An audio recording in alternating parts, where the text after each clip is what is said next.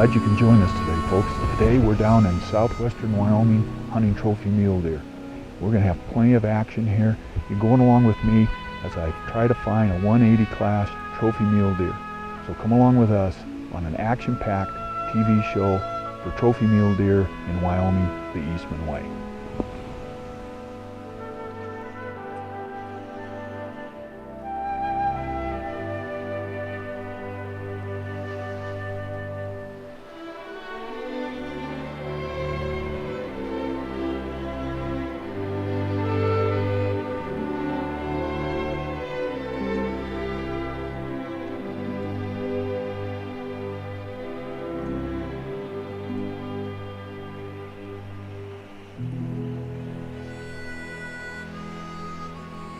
We got, in this pocket here, folks, we've got at least 6 or 7 good trophy bucks. There's one hen here that is 3 on one side, 4 on the other, and if you just had that G4 on the one side to make him a 4x4, he really would be a shooter. He would be in a high 180, not very wide, probably 22, 23 wide, but just really strong back forks. Just a great deer. Maybe next year he'll develop that G4. Now right now we've scattered out through here. There must be 6 or 7 good bucks in here.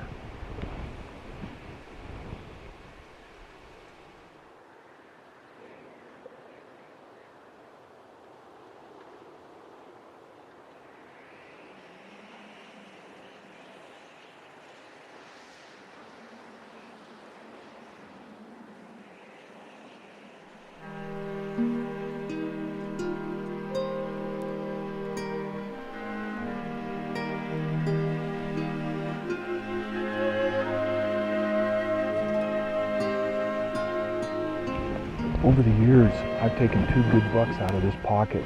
The first one was 10 years ago, and he was a 180 class mule deer. And then about 5 years ago, I took a buck we called the Old Man that I saw back in 99, and then he showed up again.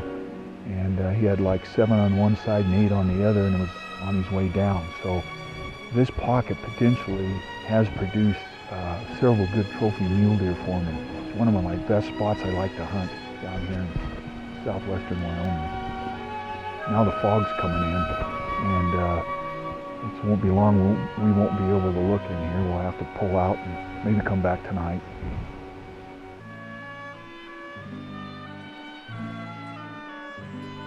Well, you know, this pocket that I peeked in here to look at is a pocket that when hunting pressure gets heavy, these bucks pile in there because it's kind of isolated. Most people don't know where it is. And that's what you really want to do, is find a couple spots like this, particularly if you're hunting BLM or national forest on public land, is to hunt around, find these inaccessible little pockets and learn how to hunt them. Because I guarantee you there will be a good old buck in there year after year. And once you find that pocket, make sure that you hit it at least once or twice during that hunt, because you never know when a buck will come out of somewhere else and go in there to hide. So that's the beauty of hunting an area over and over again, is that you know it extremely well even when there's hunting pressure, and can find a good trophy mule deer.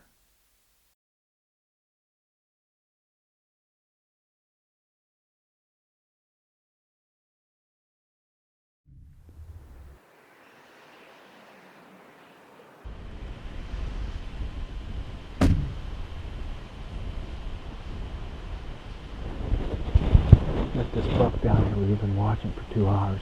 He's got a 6-inch cheater.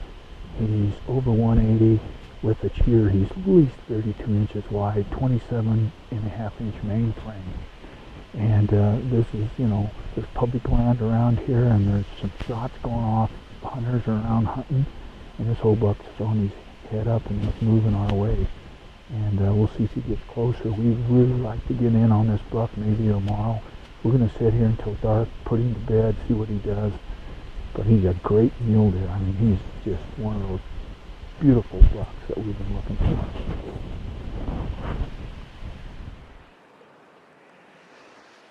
You know, folks, this is evening hunt, opening day, and a shot rang out across the canyon, and that buck went into what I call his slip and slide mode. Now this buck is 8 years old. He has been hunted 8 years. He knows the program. Now watch this buck. He'll go like 100 yards, stop, look around, listen, and guess what he does? He turns, spins around, and watches his backtrack. And he'll sit there and watch that backtrack of his for 10 minutes before he moves. Then he'll move another 100 yards down the hill and stop and look around and turn around and look at his backtrack. This is a very interesting piece of footage, people, on a trophy mule deer and what he does when he's pressured by hunters. Now watch this. He'll actually get back into the brush. He'll get himself where he can stand, and you only see probably from his neck up, and he listens. He looks where he's going to go next, make sure there's nothing there, and he turns and looks back to his backtrack.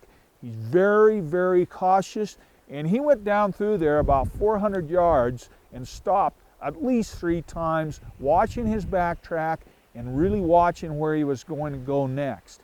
We watched that buck all evening until almost dark, and he laid down right there, and we pulled out of there and thinking that we could come back the next day and he'd be right there where we could hunt him.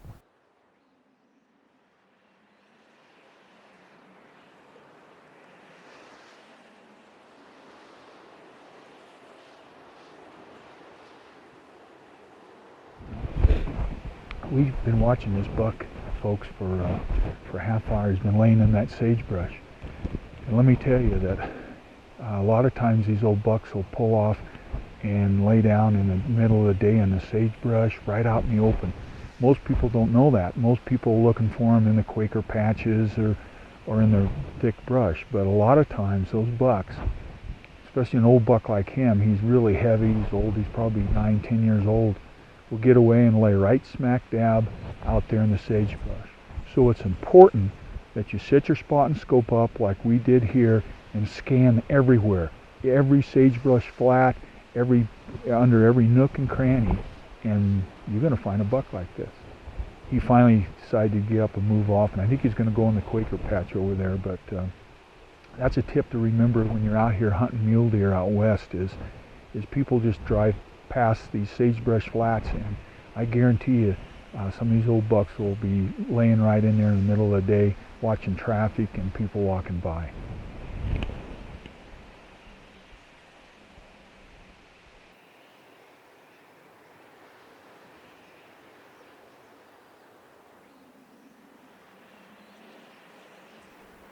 We've been looking for that buck for a couple days, and we have to check out each one of these little hidey holes. We got to look in each one of these pockets, doing a lot of glassing. Right here we've come up on these bucks. There's a couple 4 points here. I judge that these bucks are probably 3-year-old 4 points. They need a couple more years of age on them before they become real true trophy mule deer. Those forked horns and 3 points, they're 2-year-old bucks. They went through one winter. They are traveling together, but you know that big old 8-year-old buck with the cheater hanging off, he's not going to be with bucks like this. He'll probably be a loner or maybe pick up another mature buck like himself, and he'll be hiding in a hole all by himself. So we'll keep looking around. We've got 2 or 3 more days until the season's over, and this is the only buck I want to hunt, and I'm going to keep focused on him, and that's how you hunt a trophy mule deer. You know, that buck up there's underneath that rim, he's got me pegged. A lot of times when you're hunting, this is a trophy tip here, is if you want to set your spot and scope up and look underneath Salisbury bushes, underneath sagebrush, that old buck has got himself in a spot. If we really wanted to stalk him, we'd come up and come down on him, and he wouldn't have a clue we were around. But he's narrow, he's probably 160, maybe going 170. We're looking for something just a little bit better, but definitely getting really a nice buck. But make sure you look underneath the clothes, right underneath the saddles like that. Those bucks like to lay under those bushes, just like that buck does right there.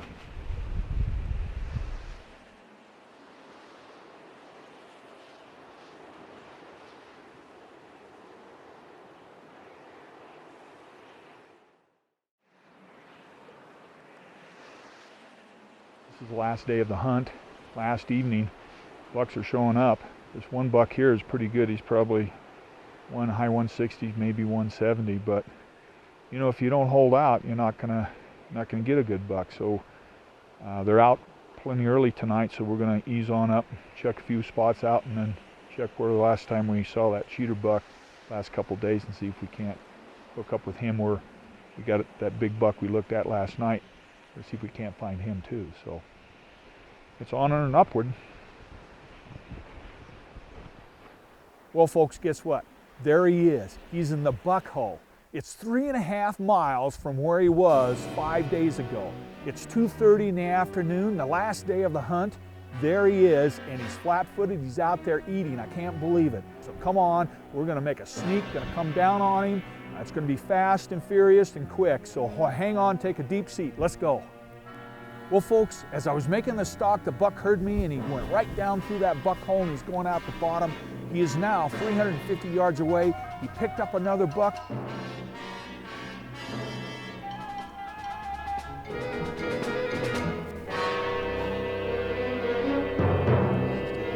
Which one is it? There's a buck there who's almost as big as him. Which one is he, guy?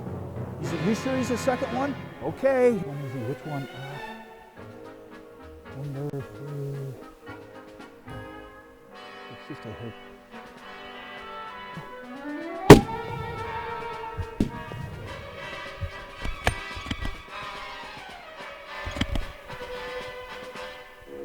It's going downhill. He's down. Flipped right over on his back. Woo! Wow. I hit him and he just peeled right over it. I could see the puff of hair go right there. Hit him right in the back, right straight down. He tried to turn and go, and he just went right over backwards. Whew. Let's go down and take a look at this bad boy. I've been hunting this buck for over 3 days. Last day of the season, folks. Last hour. Pull it out of our hat. Wow, let's go take a look. I know he's dead. Wow.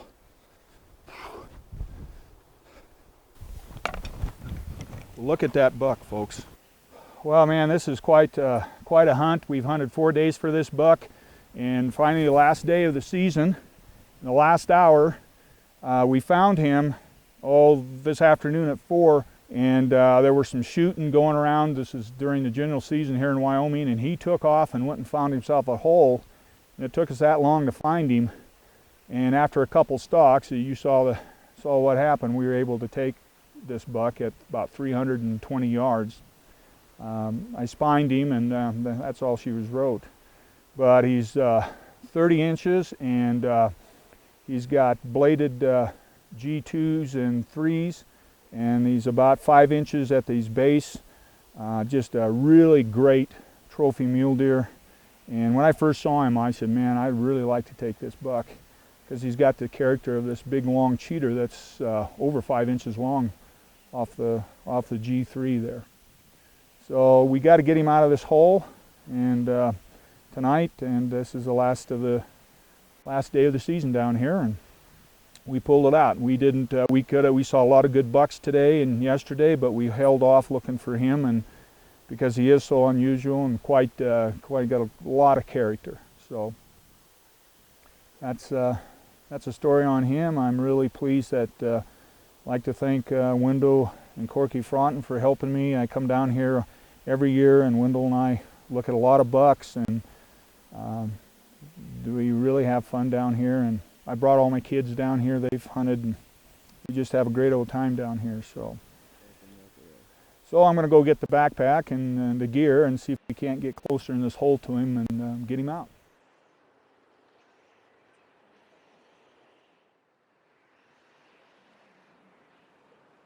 Down in southwestern Wyoming.